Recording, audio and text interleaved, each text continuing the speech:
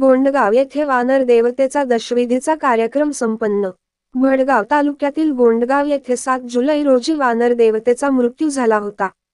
10 दिवसाचे सूतक संपूर्ण गावाने पाळून दशविधीचा धार्मिक सोहळा राम मंदिर गोंडगाव आज 16 जुलै येथे संपन्न झाला। सकाळी शेकडो ग्रामस्थांनी केसदान करत टक्कल केले तर दुपारी 12 वाजता श्रीराम मंदिर गोंडगाव येथे ब्राह्मण रामभाऊ देवा यांच्या हस्ते दशविधी कार्य संपन्न होऊन संपूर्ण गावाचा सूतकाचा सांगता झाली आहे।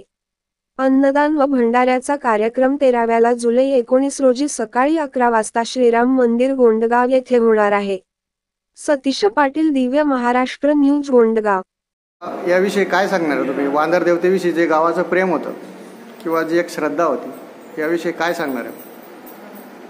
शास्त्रात असा आहे, प्रभू रामचंद्र ज्यावेळेस वनवासात गेले त्या टाइमाला सीतेचा आणि रामाचा वियोग झाला आणि ही जी त्या वेळेस हनुमंतानी जी म्हणजे त्यांच्यासाठी सीतेसाठी शोध घेण्यासाठी जे उचललं भाग, त्या वेळेस संपूर्ण वानर सेना सुद्धा त्याच्यामध्ये सहभागी होती आणि तेव्हापासून प्रभू रामचंद्राने त्यांना वरदान दिलं।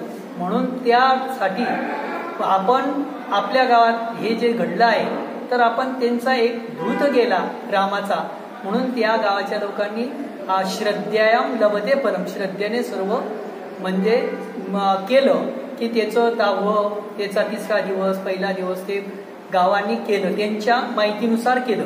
नंतर मला बोलवण्यात आलं, मग आता फक्त यांच्याकडून गणपती पुण्यवाचन आणि त्यांच्यावर एक समंत्रक अभिषेक करून त्यांना आपण त्याच्यातून मुक्त झालो याच्यासाठी हा विधी केला आहे आणि त्याला सद्गती मिळो वानर देवाला सुद्धा, आणि तसंच आपलं सर्व ग्रामस्थांचं कल्याण हो याच्यासाठी सर्वांनी हे कार्य केलेलं आहे आणि सर्वांचं कल्याण व्हावी ही मी देवाजवळ प्रभू रामचंद्राजवळ प्रार्थना करून आणि नतमस्तक होतो।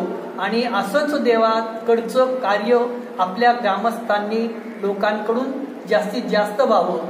गोसेवा, ब्राह्मण सेवा, संत सेवा, देवाची सेवा ही सतत आपल्या ग्रामस्थ लोकांनी अशीच म्हणजे भूमिका ठेवावी, म्हणजे सर्व जगाचं कल्याण होईल हेच सांगतो। याची जी पुढची सेवा आहे, उदाहरणार्थ पित्तर घालणे किंवा हे काही असं जे धार्मिक विधी, याला काही आहे का? नाही, याच्यासाठी फक्त एकच आहे, अन्नदान करणे हे महत्वाचं आहे।